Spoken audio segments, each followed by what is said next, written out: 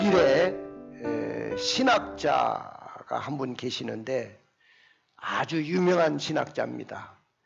그분이 누구냐 하면은 본 헤퍼라는 유명한 신학자가 있습니다.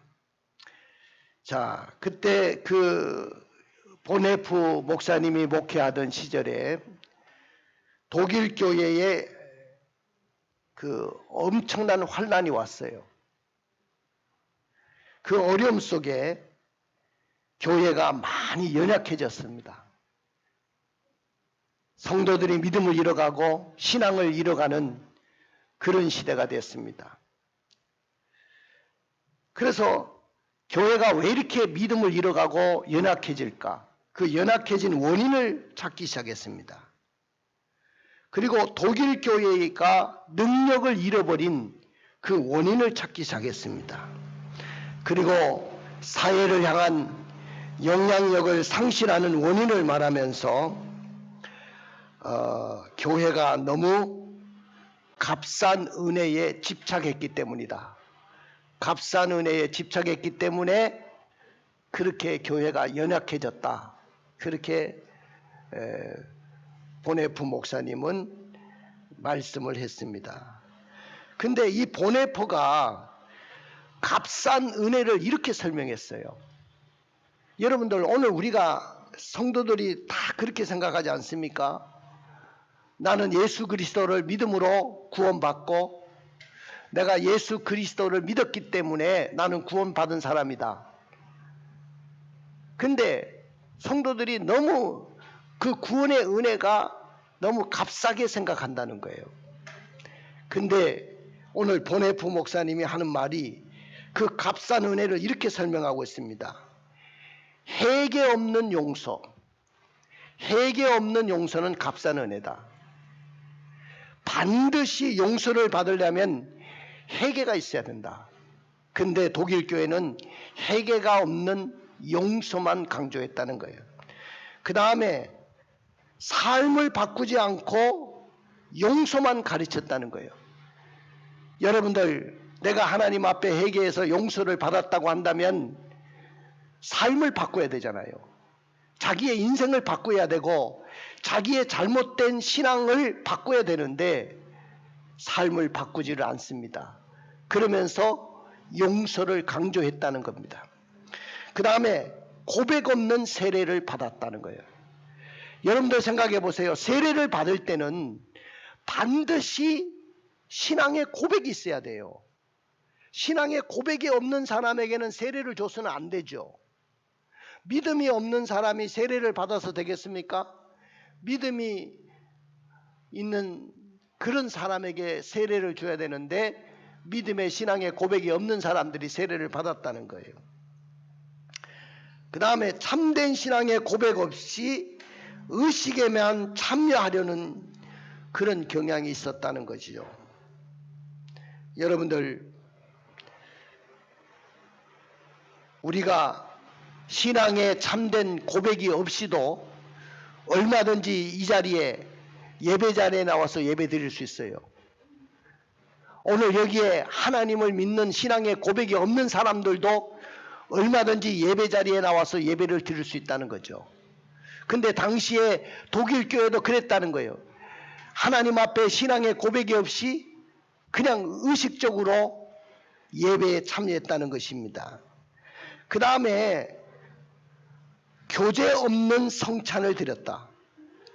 여러분들, 성찬이라는 것은 하나님과 나와의 관계 속에 진정한 가족이라는 진정한 교제가 강조돼야 되는데 그 하나님과의 교제가 강조되지 않은 성찬을 대했다는 거죠. 그래서 성찬 자체가 완전히 형식화됐다는 것입니다. 자, 그리고 십자가 없는 은혜를 강조했습니다. 여러분들, 은혜라는 것은 십자가로 말미암아 주어지는 거잖아요. 근데 십자가가 없는 은혜를 강조했어요. 오늘날도 마찬가지입니다. 십자가가 없는 은혜를 강조합니다.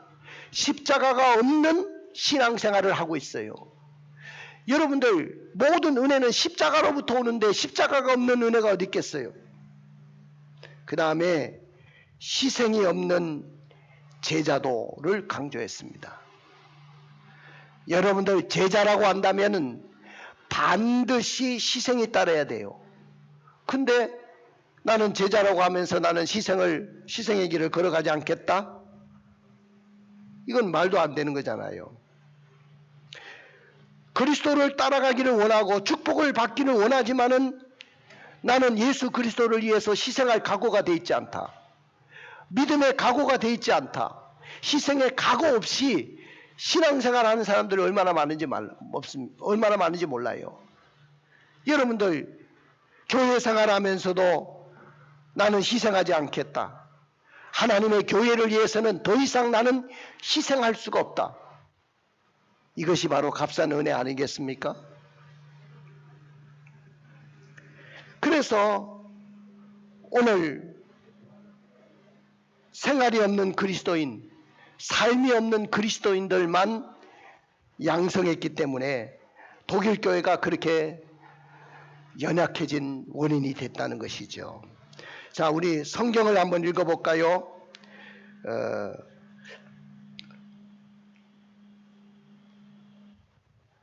그날에 나더러 주여 주여 하는 자마다 천국에 다 들어갈 것이 아니요 다만 하늘에 계신 내 아버지의 뜻대로 행하는 자라야 들어가리라. 성경에 보면은 나더러 주여 주여 하는 자마다 천국에 다 들어갈 것이 아니라는 거예요. 뭐 주님만 부르면 다 천국 들어간다? 천국 갈 수 있다? 그게 아니고 하늘에 계신 내 아버지의 뜻대로 행하는 자가 돼야 된다. 그래야 천국 갈 수 있다. 그렇게 이야기하고 있습니다. 사랑하는 성도 여러분, 우리가 구원받는 것은 행함으로 받는 것은 아닙니다.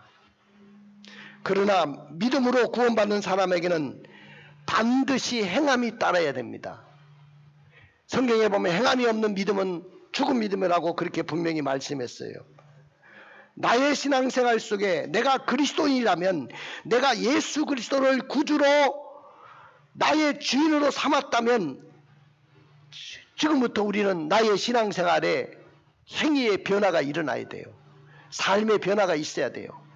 오늘날 많은 그리스도인들이 예수를 믿는다고 하면서 삶에는 전혀 변화가 없이 그냥 의식적으로만 예수 믿는 사람들이 얼마나 많은지 모릅니다. 오늘 다시 한번 우리의 신앙을 점검할 수 있기를 주님의 이름으로 축원을 드립니다. 자, 예수님 자신도 오늘 우리에게 분명하게 물으신 것이 있어요. 여러분들 생각해 보세요. 여러분들이 어떤 사람을 소개할 때, 또 혹은 내가 어떤 사람에게 소개를 받을 때 묻는 질문이 있어요. 그 사람 누구야? 너가 소개한 사람이 그 사람이 도대체 누구야? 이렇게 묻죠. 그 다음에 그리고 그 사람은 뭘 하는 사람이야? 뭐라고 했지? 이렇게 묻습니다. 이 두 가지 질문이 종종 마음에서 생겨나는데 이 똑같은 질문이 예수 그리스도를 배우려고 할 때도 똑같은 질문이 필요하다는 거예요. 예수님 자신도 제자들에게 한 번은 가이사랴 빌립보 지방에서 이런 이야기를 했어요. 여러분들 이 가이사랴 빌립보라는 이 지역은, 여러분들 가이사랴라는 말은 로마의 황제의 이름이에요. 빌립보라는 말은 필립 왕의 유대의 왕의 이름입니다. 그러니까 황제의 이름을 앞에 붙이고 뒤에 자기의 이름을 붙여서 만든 도시가 가이사랴 빌립보라는 지방이에요. 그러니까 그 도시는 황제 숭배가 굉장히 성행했던 그런 도시였어요. 그 도시에서 오늘 뭐라고 했죠? 예수님이 뭐라고 했습니까? 사람들이 나를 누구라고 하느냐? 사람들이 나를 누구라고 하느냐고 물었어요. 그랬을 때 사람들이 이렇게 이야기합니다. 엘리야 중에 선지자 중에 한 사람이다. 에레미야다. 구약의 선지자 중에 한 사람입니다. 이렇게 알고 있습니다. 그러냐? 그러면 너희는 나를 누구라고 하느냐? 너희는 나를 누구라고 생각하느냐고 물었어요. 그랬을 때 아무도 그 예수님에 대해서 분명하게 누구라고 신앙을 고백한 사람이 있었어요? 예수님이 12 제자들에게 똑같이 물었지만은 12 제자 중에 아무도 그런 말을 한 적이 없어요. 여러분들 11 제자들은 예수님에 대해서 신앙 고백도 없이 그냥 예수님을 따라다녔던 거죠. 근데 그때 베드로가 주는 그리스도시요 살아계신 하나님의 아들이십니다. 주님은 그리스도시고 살아계신 하나님의 아들이라는 고백을 비로소 베드로의 입에서 나왔을 때 예수님이 얼마나 기쁘셨는지, 바요나 시몬아 네가 복이 있도다. 이것을 알게 하는 이는 네가 아니고 하늘에 계신 너희 아버지가 알게 하느니라. 이 반석 위에 내가 교회를 세우리니 음부의 권세가 이기지 못할 것이니라. 이 반석이라는 말은 네가 고백한 신앙의 고백, 지금 방금 전에 네가 고백했던 주는 그리스도시요 살아계신 하나님의 아들이라는 이 신앙의 고백 위에, 네가 고백한 고백 위에 내 교회를 세우겠다는 거예요. 그 교회는 음부의 권세가 이기지 못하는 교회가 될 것이라는 거예요. 자, 오늘 사랑하는 성도 여러분, 여기 보십시오. 여러분들 교회를 나오는데 교회가 세워지는 기초가 어디입니까? 신앙 고백 위에 교회가 세워지는 거예요. 베드로가 고백했던 그 고백, 주는 그리스도시요 살아계신 하나님의 아들이라는 그 고백 위에 교회가 세워지는 겁니다. 근데 교회를 다니는 사람들이, 우리 한국교회 성도들이 교회를 다닌다면서도 예수님에 대한 바른 신앙 고백도 없이 교회를 다닌다면 그 사람은 여러분들에게 미안한 소리지만은 그리스도인이 아닙니다. 신앙 고백 없이 교회를 다니는 사람은 그리스도인이 아니에요. 그분은 미안한 소리지만은 죽어서도 천국을 갈 수가 없어요. 반드시 믿음의 신앙 고백 위에 교회가 세워지는 거예요. 사랑하는 성도 여러분, 세상 사람들에게 물어보십시오. 예수 그리스도는 누구냐고 물어보십시오.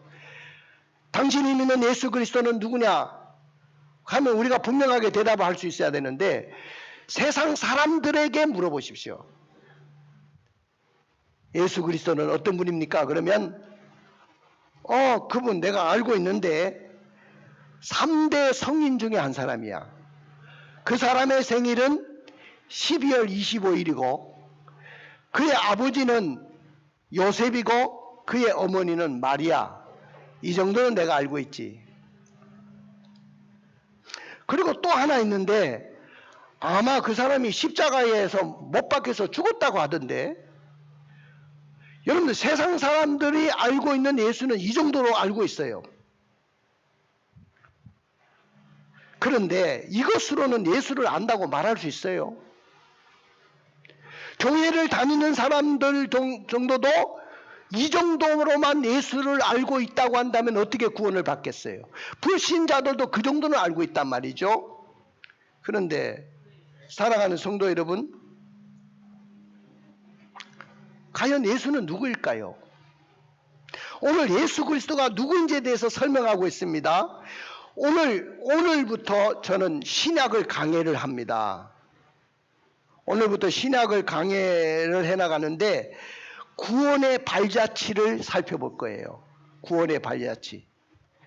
그 구원의 발자취를 살펴보려고 하면 사복음서를 여러분들에게 가르쳐 줘야 돼요.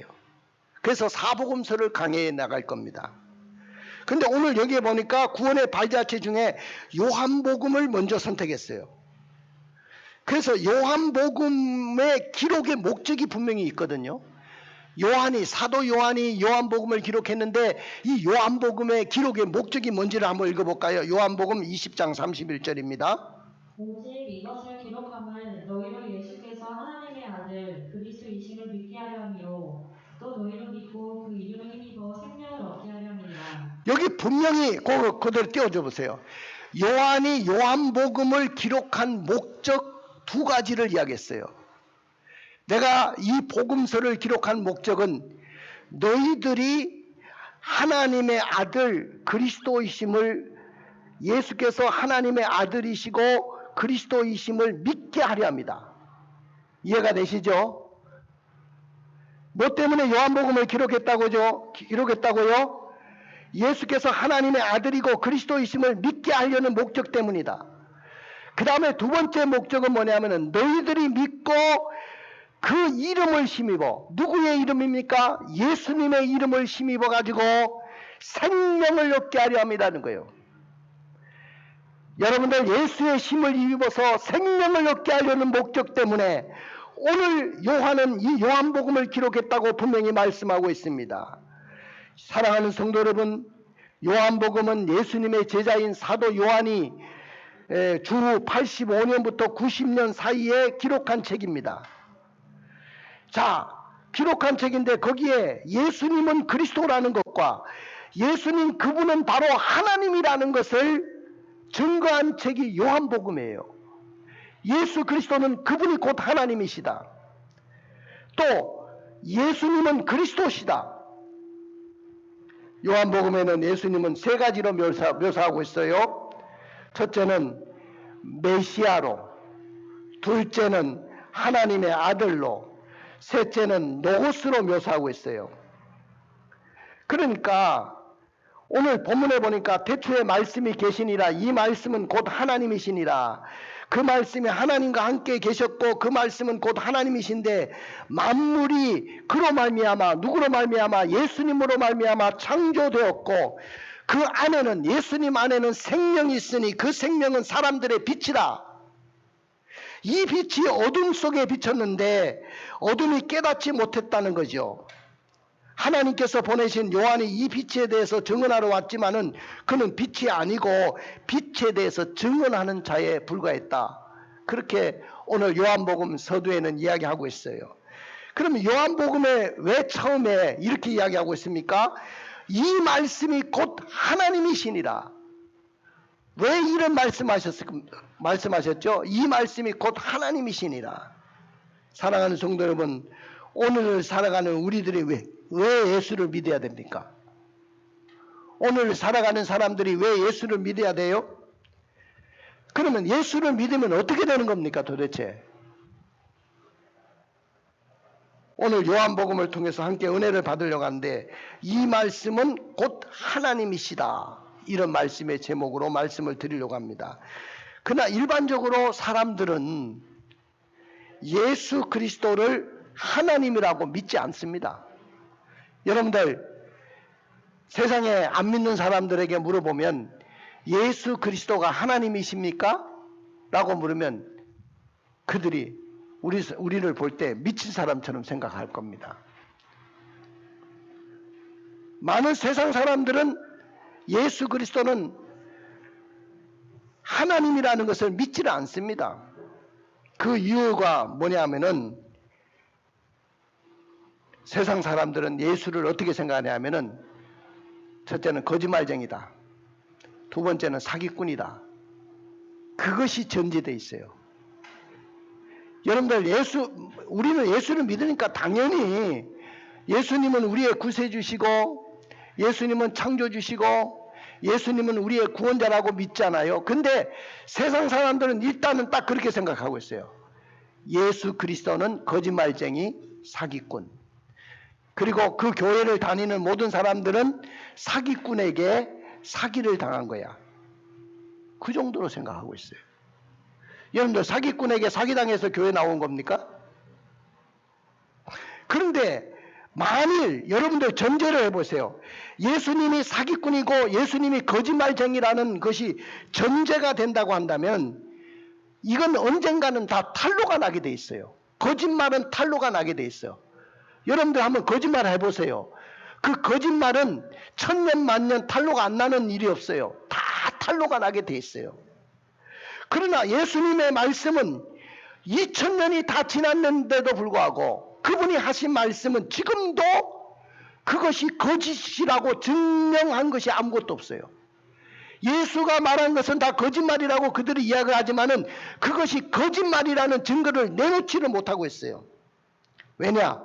2000년 전에 예수님이 하신 모든 성경의 말씀은 하나도 거짓이 없기 때문에 지금도 그것이 역사하고 우리에게 증명하고 있기 때문에 그런 줄로 믿습니다. 할렐루야. 여러분들, 그리고 예수님의 말씀으로 인해서 많은 사람들이 지금도 시간과 물질과 목숨을 내놓으면서까지 그걸 지켜내고 있어요. 그것이 거짓말이고 그것이 사기꾼의 말이라고 한다면 우리가 목숨을 내걸고 그것을 지킬 이유가 없잖아요. 그 다음에 세상 사람들이 왜 예수 그리스도가 하나님이라는 것을 믿지를 못하느냐. 그것은 예수는 정신병자라고 생각하는 것이 전제되어 있기 때문에 그렇습니다. 여러분들, 예수님은 정신병자래요.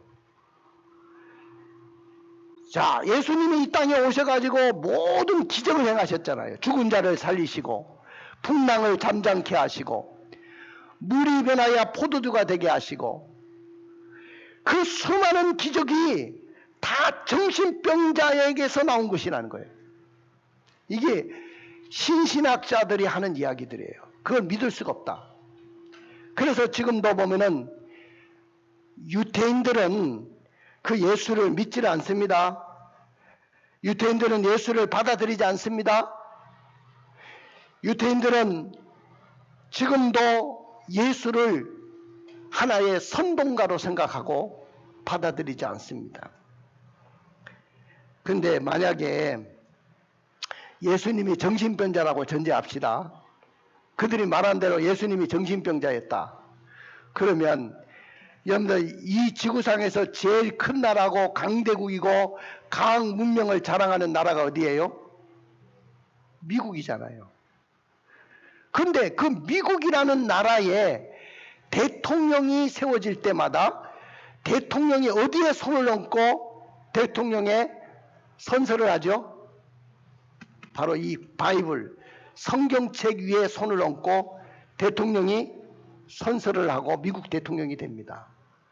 자, 정신병자의 말이라고 한다면 과학 문명을 자랑하는 최고의 높은 사람들이 대통령의 자리에 오르는 사람이 이 성경책 위에 손을 얹고 선서하고 대통령의 자리에 오를 이유가 없잖아요. 사랑하는 성도 여러분, 첫째와 둘째, 아까 이야기했지만은 하나님은, 예수님은 거짓말쟁이고 사기꾼이다. 그 다음에 예수님은 정신병자라는 것이 전제로 깔려 있기 때문에 그들이 하나님의 아들을 믿지는 못하는 거잖아요. 그런데 그것이 아니라고 한다면 예수님의 말씀은 진리고 생명인 줄로 믿습니다. 할렐루야. 믿습니까? 자, 여러분들 보십시오. 그럼에도 불구하고 우리가 예수를 믿고 나의 주인으로 그 예수를 영접해야 된다는 거예요. 자, 안 믿는 불신자들은 예수 그리스도를 믿지를 못해요. 하나님의 아들로 인정하지 않습니다. 그렇지만은 오늘 우리는 지금 예수를 믿고 나의 주인으로 그분을 영접해야 돼요. 자, 여기서 가장 중요한 것이 뭐냐면은 먼저 전제가 되는 것이 뭐냐면 영접이 일어나야 돼. 영접이라는 것은 예수 그리스도를 내가 받아들이는 거예요. 내가 모셔드리는 거예요. 내가 예수 그리스도를 모셔드려야 그 예수를 내가 믿게 돼 있어요. 오늘 여러분들에게 가장 중요한 것은, 교회를 다니면서 가장 중요한 것은 예수 그리스도를 내가 영접해야 됩니다. 아직도 교회를 다니면서 예수를 영접하지 않고 믿지 않고 교회를 다니는 사람들이 많습니다. 그렇다면 그 사람은 불신자와 똑같은 거예요. 교회를 다니고 예배를 드리지만은 똑같은 거예요. 구원의 확신도 없이, 구원의 간격도 없이 그냥 교회 바닥만 밟고 다니는 것 뿐입니다. 그렇기 때문에 이런 분들은 천국 갈 때도 예수를 통해서 구원을 받을 수가 없어요. 하나님은 이 땅에 오신 예수 그리스도가 메시아로, 하나님의 아들로, 노호스로 믿고 나의 주인으로 영접하기를 누구보다도 간절히 원하시는 분이 누구냐? 우리 하나님이셔요. 자, 예수님은 오늘 본문에 보니까 선지하신 예수님 하나님이다 그랬어요. 선지하신 예수님. 선지하셨다는 말은 우주 만물이 창조되기 전부터 예수님은 계셨다는 거예요. 여러분들 그거 믿으셔야 돼요.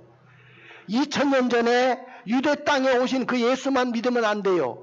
예수님은 유대 땅에 오시기 전부터, 영원 전부터 그분은 하나님과 함께 계셨다는 겁니다. 믿습니까?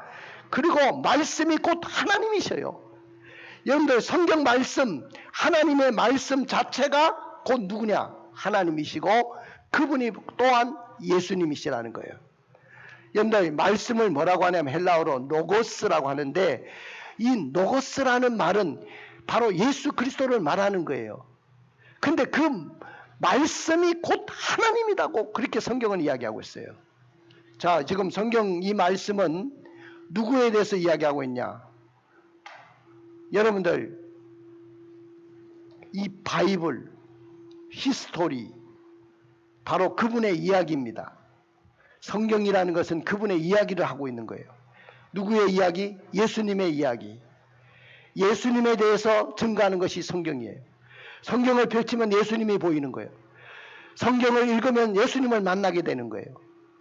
그러니까 오늘 여러분들, 오늘 예수님은 어떤 분으로 내가 영접하고 믿으셔야 되냐면은 오늘 본문에 태초에 계셨던 예수님으로 믿어야 됩니다. 자, 우리 1절의 말씀을 읽어봐요. 태초에 말씀이 계시니라. 이 말씀이 하나님과 함께 계셨으니 이 말씀은 곧 하나님이시니라. 자, 2000년 전에 예수님이 이 땅에, 유대 땅에, 그의 아버지는 요셉이고 그의 어머니는 마리아입니다. 마리아의 몸을 입고 이 땅에 오셨죠. 육신을 입고 이 땅에 오셨는데, 그 예수님이 이 땅에 오시기 전부터 이전 시간에 그분은 하나님과 함께 계셨다는 거예요. 여기에 보면 태초라는 말이 나오잖아요. 근데 이 태초라는 말이 창세기 1장 1절에도 나오고 요한복음 1장 1절에도 태초라는 말이 나와요. 그럼 창세기 1장 1절에는 태초에 하나님이 천지를 창조하시니라 이렇게 나오고, 요한복음은 태초에 하나님이 뭐요? 오늘 말씀에 계시니라 이렇게 나와요. 근데 이 말씀이 하나님과 함께 계셨으니 이 말씀은 곧 하나님이시다 그랬어요. 그러면 여러분들 시간이라는 말에 태초라는 말은 요한복음 1장 1절과 창세기 1장 1절은 너무나도 다른 말이에요. 창세기 1장 1절에는 우주적인 시간, 시간과 공간의 시작을 말합니다. 하나님이 빛이 있으라 하는 순간에 빛이 있었고 해와 달과 별이 주어지는 그 시간부터 시간이 주어지고 날이 주어지고 그 다음에 달이 주어지고 연이 시작됩니다. 이걸 뭐라고 하냐면 역사라고 이야기합니다.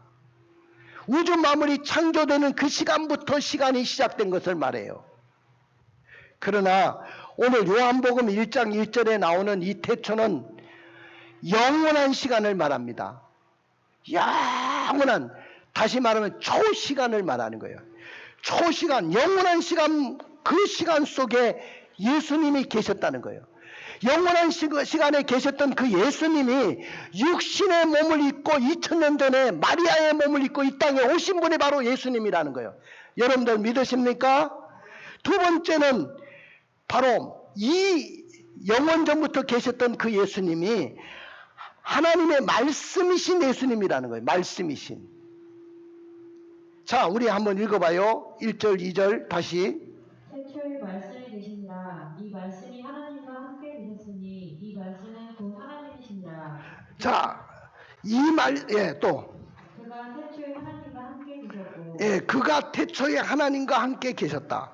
근데 말씀이신 예수님이다 그랬는데 우리가 이렇게 이야기합니다. 예수님은 어떤 분이냐 그러면 그분은 참 아름다운 분이고 선하신 분이고 착하신 분이다. 그렇게 이야기합니다. 그런데 우리는 예수님을 선하시고 착하신 그런 정도로 믿어서는 안 돼요. 오늘 여기에 말씀에 보니까 이 말씀은 곧 하나님이시다. 또 하나님의 말씀이신 예수님이라는 이 말은 뭐냐면은 하나님과 같은 품성, 하나님과 같은 본질, 하나님과 같은 존재를 의미하는 거예요. 그러니까 하나님과 똑같으신 분이라는 거예요. 하나님과 똑같으신 분이 누구냐? 유대 땅 베들레헴에 오셨던 그 예수님이라는 거예요. 믿으십니까? 하나님이 직접 인간을 구원하려고 육신의 옷을 입고 이 땅에 오신 분이 바로 예수님이라는 거예요. 그 다음에 3절의 말씀을 읽어주실래요? 만물이 그로 말미암아 지은 바 되었으니 지은 것이 하나도 그가 없이는 된 것이 없느니라. 여러분들, 이분은요 또 우주 만물을 창조할 때 함께 하나님과 함께 성부, 성자, 성령이 함께 우주 만물을 창조하신 창조주였다는 거예요. 여러분 놀랍지 않습니까? 유대 땅 베들레헴에 33년 동안만 계셨던 그 예수님으로 안다면 그분이 어떻게 창조주라고 이야기할 수 있겠어요? 근데 그분은 우주 만물이 다 그로 말미암아 지은 바 되었는데 지은 것이 하나도 그가 없이는 되어진 것이 없다. 부정적인 용법을 쓰면서 긍정과 부정을 통해서 진리를 분명하게 확인해 주잖아요. 우주 만물의 창조주다. 그 다음에 4절부터 5절의 말씀을 읽어주실래요? 그 안에 생명이 있었으니 이 생명은 사람들의 빛이라. 빛이 어둠에 비추되 어둠이 깨닫지 못하더라. 여러분들, 예수님 안에는 뭐가 있어요? 생명이 있다. 근데 이 생명은 뭐냐? 사람들에게 비치는 빛이라는 이야기를 했어요. 근데 빛이 어둠에 비쳤지만은 어둠이 깨닫지 못하더라. 이 생명은 사람들의 빛이다. 요한복음 1장 4절에 그 안에는 생명이 있었으니 이 생명은 사람들의 빛이라고 했습니다. 그러면 사람들의 빛이라는 것이 뭐냐? 그리스도는 빛의 근원이라는 거예요. 빛 자체라는 거예요. 빛. 그 근원이라는 말은 그 빛 안에 생명이 있다는 거예요. 여러분들, 예수님 안에는 생명이 있습니다. 할렐루야. 생명은 두 가지가 있어요. 하나는 살다가 70년 80년 살다가 죽는 생명이에요. 이 땅에 숨을 쉬고 있는 이 생명을 말하는 거예요. 그러나 이 생명은 영원한 생명이 아니에요. 그러나 성경에서 말하는 생명은 죽지 않는 영원한 생명을 말합니다. 이걸 영원한 생명이라고, 영생이라고 하죠. 오늘 예수 안에는 영원한 생명이 있어요. 예수를 믿을 때 여러분들은 이 땅에 육신의 목숨이 끝나더라도 영원한 생명으로 들어가는 거예요. 여러분들, 영원한 생명의 길로 들어가는 그 마지막 돌아가시는 분의 모습을 보았습니까? 영원한 생명의 길로 들어가는 거예요. 그분은 영원한 복락을 누립니다. 예수님과 함께 영원한 복락을 누리며 영원한 생명을 누리는 거예요. 그러나 불신자들은 이 땅에 70년 80년 생명을 사다가 끝나버리고 죽으면 어떻게 되느냐? 영원한 생명이 아니고 영원한 영벌에 들어가는 거예요. 영원한 지옥에 가서 영원한 고통 속에 사는 거예요. 그렇기 때문에 예수 안에 생명을 가지고 사는 사람은 그 빛으로 말미암아 영원한 생명을 누리고 살게 될 줄로 믿습니다. 할렐루야. 여러분, 하초를 길러보면 하초는 물만 준다고 자라는 게 아니고 빛이 있어야 돼요. 왜? 그 빛 안에는 생명이 있기 때문에. 마찬가지로 예수 그리스도의 생명의 빛이 내게 비치는 그 순간부터 영원한 축복이 우리에게 있는 줄로 믿습니다. 근데 그리스도는 어둠에 대한 해결책이에요. 빛이 어둠의 빛인데 어둠이 깨닫지 못하더라. 이 어둠은 뭐냐? 예수를 알지 못하는 사람들. 예수를 알지 못하는 사람들에게 예수가 비춰졌지만은 그들은 예수를 알지 못합니다. 깨닫지 못하더라 그래요. 영접하지 않았다는 거예요. 자, 그걸 어떻게 이야기하냐? 9절부터 11절을 읽어보실래요? 참 빛, 곧 세상에 와서 사람에게 비추는 빛이 있었나니 그가 세상에 계셨으며 세상은 그로 말미암아 지은 바 되셨으되 세상이 그를 알지 못하였고 자기 땅에 오매 자기 백성이 영접하지 아니하였으나. 예, 자기 땅에 왔지만은 자기 백성이 영접하지 않더라. 자기 땅에 왔다는 말은 유대 땅만 이야기하는 게 아니에요. 한정적으로 온 우주적인 공간, 온 세상에 예수님이 오셨지만은 그들에게 생명의 빛이 비쳤지만은 어둠이 깨닫지 못하더라. 그 말은 예수님을 믿고 영접하지 않더라는 거예요. 여러분들 지금도 생명의 빛이신 예수님이 비치고 있지만은 어둠은 깨닫지 못하고 그 예수를 영접하고 믿지를 않지 않고 있습니까? 그 다음에 마지막인데 14절의 말씀을 읽겠습니다. 말씀이 육신이 되어 우리 가운데 거하시매 우리가 그 영광을 보니 아버지의 독생자의 영광이요 은혜와 진리가 충만하더라. 예, 그분은 말씀이 육신이 되어 오신 분인데 은혜와 진리가 충만했던 예수님이라고 이야기했습니다. 말씀이 육신이 되어 우리 이 땅에 오셨는데 은혜와 진리가 충만하고 하나님의 은혜가 넘치고 진리가 넘쳤던 분이라 그랬습니다. 은혜라는 것은 값없이 주시는 하나님의 사랑을 말하는 것이고 진리는 참을 말하는 것이죠.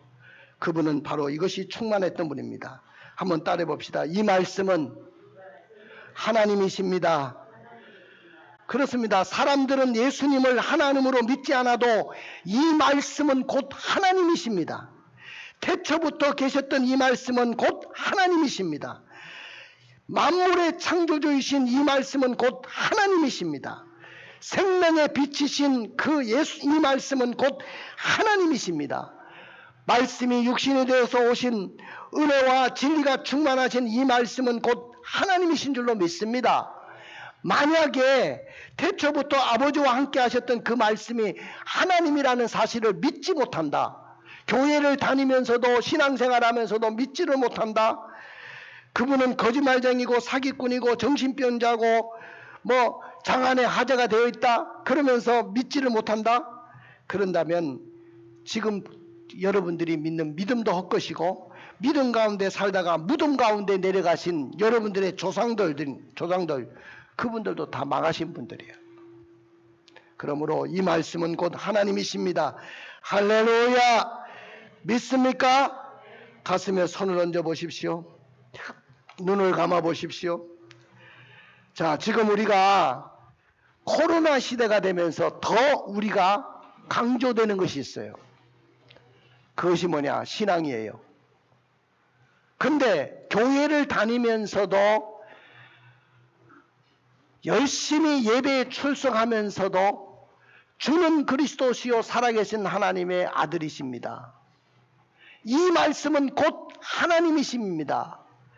그분은 우리의 창조주십니다. 그분은 나의 구원자십니다. 그분은 나의 하나님이십니다라고 고백하지 못한다면 우리는 영적으로 회복할 수가 없어요. 그리고 영원한 생명을 누릴 수가 없어요. 우리의 생명은 그의 손에 달려 있어요. 그분은 생명을 주시기 위해서 오신 분입니다. 오늘 생명의 빛이신 예수님을 주인으로 모시고 그분을 영접하십시오. 오늘 내가 주인이 된 삶을 다 내려놓으십시오. 여러분들 삶 속에 무엇이 주인이 되어 있어요? 그거 내려놓으십시오. 그럴 때 진정한 주인이신 예수님이 내 마음속에 오셔서 여러분들을 다스리고 통치하시고 여러분들의 삶을 변화시키시고 여러분의 삶에 놀라운 능력이 나타날 줄로 믿습니다.